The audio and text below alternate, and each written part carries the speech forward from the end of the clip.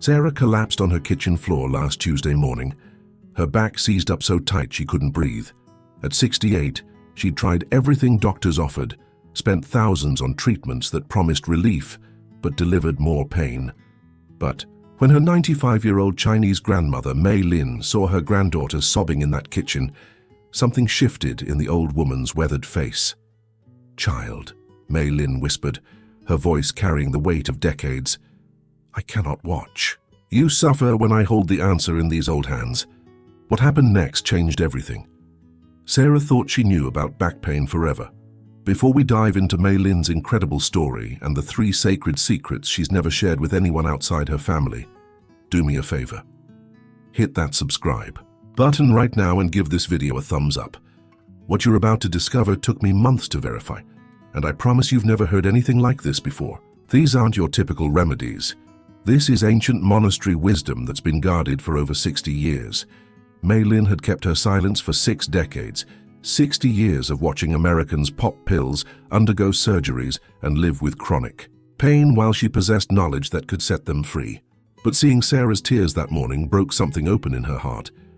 "You want to know why your grandmother never complains about her back?" Mei Lin asked, settling beside Sarah on the couch.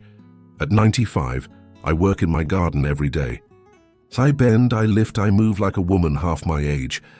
My spine is stronger now than when I was 50. Sarah looked up through her tears. "Grandma, that's impossible." "Nothing is impossible when you understand what the Buddhist monks taught me in the mountains of Sichuan province. This wasn't another family story about the old country. This was different."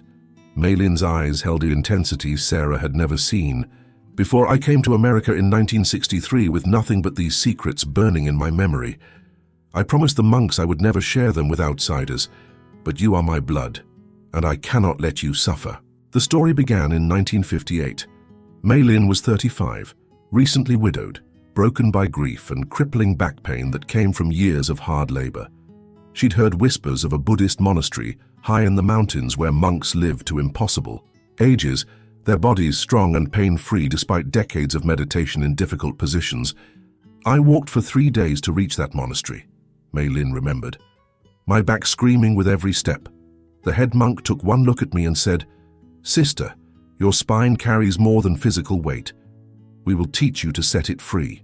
For 18 months, Mei Lin lived among the monks tending their sacred lotus pond and learning secrets passed down through 20 generations of healers.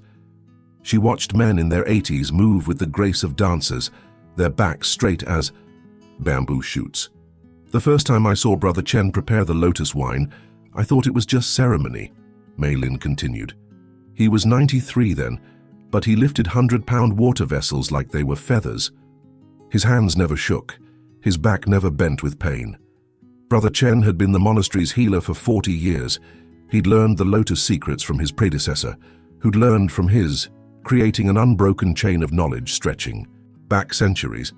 He told me there were 3 secrets, 3 specific ways the lotus gives its healing power to human bones and muscles.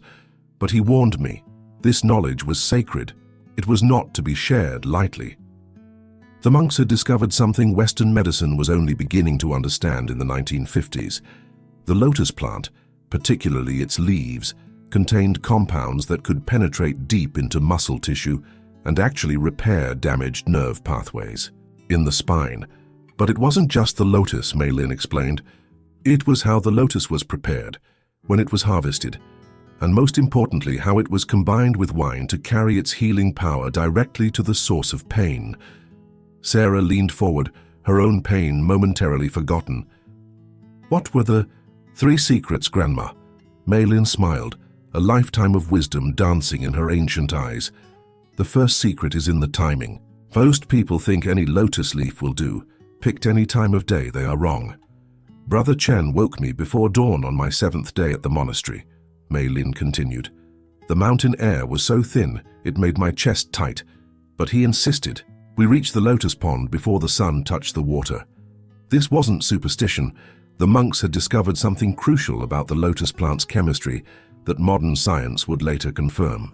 During the pre-dawn hours, just before sunrise, the lotus leaves contain their highest concentration of active alkaloids, natural compounds that reduce inflammation and repair nerve damage. We walked through mist so thick I could barely see. Brother Chen ahead of me. Then suddenly there it was, a pond filled with lotus plants as far as my eyes could see. The leaves were covered in dewdrops that looked like diamonds in the moonlight. But not just any lotus leaf would work. Brother Chen taught Mei Lin to identify leaves that were exactly 7 days old from the moment they first broke the water's surface. These leaves had reached the perfect balance of tenderness and potency. He showed me how to feel the leaf's texture, Mei Lin demonstrated, her fingers moving as if touching an invisible lotus leaf. Too young and the healing compounds haven't developed. Too old and they've begun to break down. 7 days, that was the magic number. The harvesting itself was a precise ritual. Each leaf had to be cut with a single, clean slice, just as the first ray of sunlight touched its surface. The monks believed, and Mei Lin later proved through her own experience, that this exact moment captured the plant's peak healing energy. I filled my basket with 47 perfect leaves that first morning, Mei Lin remembered. Brother Chen examined each one, teaching me to see what made them special. The color had to be deep green but not dark. The veins had to be clearly visible but not thick. The stem had to snap with a clean sound, not bend or tear. Back in the monastery kitchen, Brother Chen revealed the second part of the first secret, the wine preparation. This wasn't ordinary rice wine from the market. The monks fermented their own using a technique passed down for generations. The rice had to be grown at high altitude, where the thin air and intense sunlight created unique flavors, Mei Lin explained. But the real secret ingredient was wild mountain ginger, not the cultivated ginger you find in stores, but the fierce, potent roots that grew wild on the monastery grounds. The fermentation process took exactly 49 days. 7 weeks of patient waiting, while beneficial bacteria transformed simple rice and ginger into a powerful healing medium. The monks had learned that this specific fermentation time created alcohol compounds that could carry the lotus's healing properties directly through the skin and into deep muscle tissue. Brother Chen let me taste the wine on day 48. Mei Lin smiled at the memory. It burned my throat and made my eyes water, but I felt warmth spreading through my chest and down my spine immediately. This wasn't just alcohol, this was medicine. The final step in preparing the lotus wine was the most critical. The 7-day-old lotus leaves had to be added to the 49-day wine at the exact moment the sun reached its peak in the sky. The monks had discovered that midday light activated certain photosensitive compounds in the lotus leaves, making them release their healing properties into the wine. We soaked those 47 lotus leaves in 2 cups of the ginger wine for exactly 3 hours, Mei Lin continued. Brother Chen watched the sun's position constantly, too early or too late, and the medicine would be weak. But at the perfect moment, the wine would turn from clear amber to deep green gold. The science behind this ancient wisdom was remarkable. The alcohol extracted flavonoids and alkaloids from the lotus leaves, while the ginger compounds enhanced absorption through the skin. The precise timing ensured maximum potency, something the monks had perfected through centuries of careful observation. When Brother Chen showed me that first batch of finished lotus wine, I knew I was looking at something miraculous, Mei Lin said. The liquid seemed to glow with its own inner light, and when I dipped my finger in and tasted it, my whole body tingled with energy. But knowing how to prepare the lotus wine was only the beginning of Mei Lin's education. The second secret, how and where to apply this powerful medicine, would prove even more transformative. 3 days after we prepared that first batch of lotus wine, my back seized up worse than ever, Mei Lin continued. I'd been sleeping on a hard monastery mat, and the mountain cold had settled deep in my bones. I could barely stand straight. Brother Chen found her hunched over in the garden, tears of pain streaming down her face. "Sister," he said gently, "today you learn why we made the medicine." The second secret wasn't just about applying the lotus wine to the painful area. The monks had mapped specific points on the human back where the healing compounds could penetrate most effectively to reach damaged nerves and inflamed tissues. Brother Chen had me lie face down on a wooden table in the healing room, Mei Lin remembered. He lit incense that smelled like mountain flowers and began touching different spots along my spine. Each place he pressed, I felt a different sensation, some sharp, some dull, some strangely numb. These weren't random points. Through generations of treating back pain, the monks had identified 7 specific locations where the lotus wine could create maximum healing impact. Modern acupuncture recognizes similar points, but the monks' approach was uniquely their own. The first point was right where my neck met my shoulders, Mei Lin explained, touching the base of her own neck. Brother Chen said this was the gateway. If blocked with tension, no healing could flow down the spine. He soaked a cloth with lotus wine and pressed it there for exactly 21 breaths. The warmth was immediate and penetrating. Mei Lin felt the alcohol carrying the lotus compounds through her skin, creating a sensation like gentle fire spreading through knotted muscles. The second point was between my shoulder blades, right where the ribs attached to the spine, she continued. Brother Chen explained that this area holds emotional pain as much as physical pain. The lotus wine here had to soak for 33 breaths while I thought about releasing old hurts. Each subsequent point required its own specific treatment, time and breathing pattern. The monks had discovered that controlled breathing during application enhanced the wine's absorption and effectiveness. Points 3 and 4 were on either side of my lower back, just above the hips. Mei Lin demonstrated on herself. These took the longest, 49 breaths each. Brother Chen said the lower back carries the weight of all our worries, so it needs the most healing time. But the real breakthrough was the third secret, the movement sequence that activated the medicine once it had been applied. After treating all 7 points, Brother Chen had me stand slowly, Mei Lin continued. Then he taught me a series of gentle movements, not exercises exactly, but flows that moved the lotus wine deeper into my tissues. The first movement was simple, but profound. Standing with feet hip-width apart, Mei Lin learned to breathe in while slowly raising her arms overhead, then exhale while bringing them down and imagining the healing wine flowing like rivers through her back muscles. The second movement was the most important, she said. I had to twist my spine gently from side to side, like I was wringing water from a cloth, but very slowly and with deep breaths. This motion helped the lotus compounds reach every tight muscle fiber. The third movement completed the sequence. Mei Lin learned to bend forward just slightly, enough to feel a gentle stretch along her entire spine, while visualizing the lotus wine settling into her bones like morning dew soaking into rich earth. Brother Chen made me repeat this sequence 7 times, Mei Lin remembered. By the 4th repetition, my pain had decreased by half. By the 7th, I felt better than I had in years. But the healing didn't stop there. Brother Chen taught Mei Lin to enhance the lotus wine's power by combining it with other natural remedies the monks had perfected. He mixed red mountain clay with a small amount of the lotus wine to create a paste, she explained. This went on the most painful spots and was left to dry for 1 hour. The clay drew out inflammation, while the lotus wine penetrated even deeper. For chronic pain cases, Brother Chen revealed an additional technique, combining the lotus wine treatment with wild turmeric root that grew near the monastery. He grated fresh turmeric into honey from mountain bees, then mixed in 3 drops of lotus wine. 1 spoonful of this mixture, taken with warm water, enhanced the healing from inside the body. The most powerful combination was saved for the most severe cases. Brother Chen would blend lotus wine with oil extracted from copaiba trees, a resin that monks imported from distant lands through trading routes.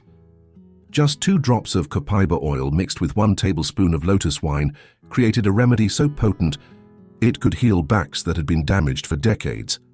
After 18 months learning these secrets, my back was completely transformed, Mei Lin said, her voice filled with wonder even after all these years. I could work 12 hours in the garden without pain. I could sleep on the ground and wake up refreshed. The monks had given me my life back. But the most amazing transformation was yet to come, and it happened right here in America, 60 years later, when Mei Lin finally broke her silence to save her beloved granddaughter.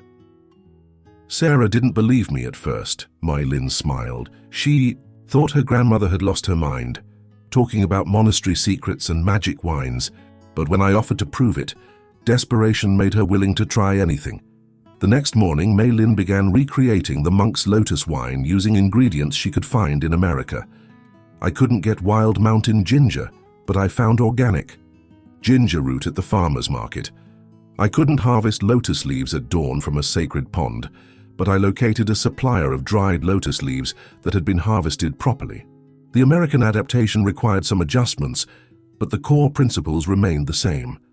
Mei Lin fermented rice wine with fresh ginger for 7 weeks, then soaked the lotus leaves for exactly 3 hours at midday sun. I treated Sarah's back using the 7 sacred points, just as Brother Chen had taught me, Mei Lin continued. I had her lie down while I applied lotus wine-soaked cloths to each spot, counting out the proper breaths. Then I guided her through the 3 healing movements. The results were swift and dramatic. Within 2 hours, Sarah's pain had decreased from unbearable to merely uncomfortable, Mei Lin remembered.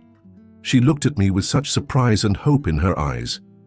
By the second day, Sarah could bend over to pick up her grandchildren. By the end of the first week, she was gardening again. After 3 weeks of daily lotus wine treatments, her chronic back pain was completely gone.